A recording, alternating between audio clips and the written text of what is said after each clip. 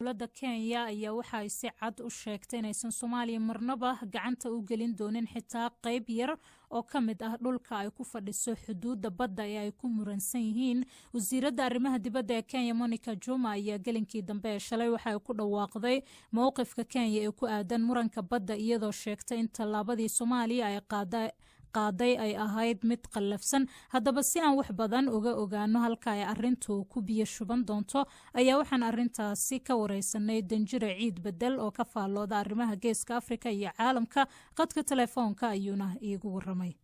waxa ugu muhiimsan waxa waaye inay cadeyso khilaafaadku meeshuu ka taagan yahay, waana in xuduudaha badda ee Kenya iyo Soomaaliya iyadoo markaa u aragta war-saxaafadeedka hadday aragto inay Soomaaliya had iyo jeer diidanayd ama ay rabtay inay boobto dhul ay dalka Kenya leedahay waa qodob.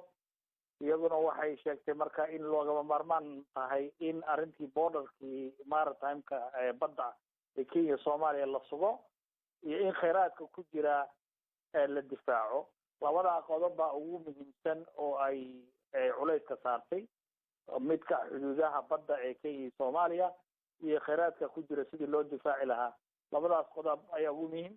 inta kale xooggeedu wuxuu ahaa taariikhdii Soomaaliya iyo Kenya iyo dhibkii soo maray iyo xuduudahay kala lahaayeen inay ka bixisay warbixin dheer oo ay taariikhda ka sheekaysay meesha way ku jirtay. Kenya waxay sheegtay oo ay tiri jawaab ayaan ka sugaynaa Soomaaliya. marka maxay tahay jawaabtaasi? soo hore arrintan Soomaaliya ugama jawaabin. walahi iyadu u malayn maayo inay hadda ay ka sugayso jawaab ka duwan tii ay hore ka timid, laakiin waxay rabtay inay u sheegto caalamka hadalkeedana siduu u dhacayay in jawaabtii ay bixisay Soomaaliya ayna ahayn mid saxa, mid runta ka sheegaysa sida iyadoo hadalka u dhigtay. marka waxay leedahay Soomaaliya jawaabta ayna siisay waa jawaab aan sal iyo raad toona lahayn, sababtoo ah qodobadii ay sheegto oo dhan waxay leedahay waxaa caddayn u ah in maababkaas ay geysay meesha ay sheeganayso ay leedahay waa baddayadii oo ayna ilaa hadda dowladda Soomaaliya inkiraynba inay maabka geysan. sidoo kale hadallada wasiiradda waxaa ka mid ahaa in Kenya ay aad isugu dayayso inay isxakamayso oo aysan tallaabo xad dhaaf ah qaadin. marka maxay kula tahay tallaabadaas ay Kenya ku hanjabayso? walahi horta Kenya anigu maba garan karo hadda sida ay rabto inay Soomaaliya hadda tallaabooyin intay qaado ugu miro dhali karto. Kenya waxay caddaysay wax taariikhda Soomaaliya ku cad oo ah inayna Soomaaliya weligeed ayna aqoonsan xuduudihii uu gumaysigu ka tegay, iyadoo tiri 1924 waxaa la sameeyey xuduudo, waxaana sameeyey Ingiriiska iyo Talyaaniga. 1964 waxaa xuduudahaas lagu aqoonsaday shirarkii African Unionka. waxay tiri Soomaaliya weligeed xuduudaha mayna aqoonsan, mayna ogolaan.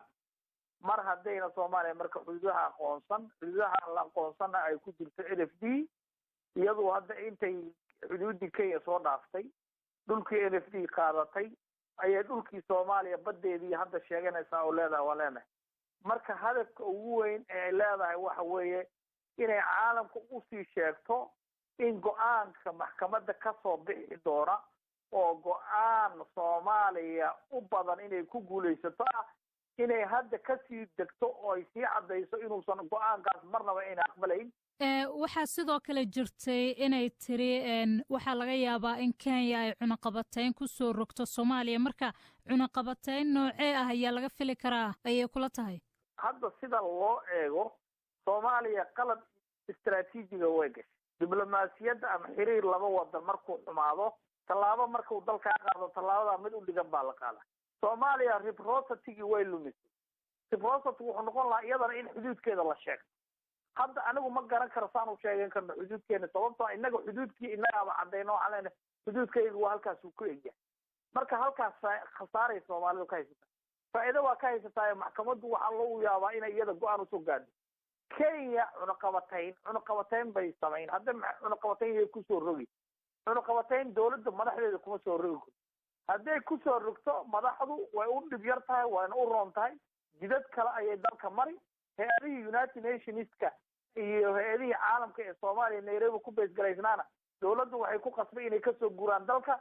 maadaama ay Kenya madaxdii dalka cunaqabatayn saarto halkaa Kenya ku khasaari ganacsato hadday cunaqabatayn saarto hantida iyo dhaqaalaha ugu badan ee Soomaaliya ee Kenya yaalla faa'iido Kenya ku qabtaa halkaas khasaare kale ku qabtaa cunaqabatayn cid kale oo ay saari kartaa horta oo Kenya oo maanta ku handadi kartaa ma jirto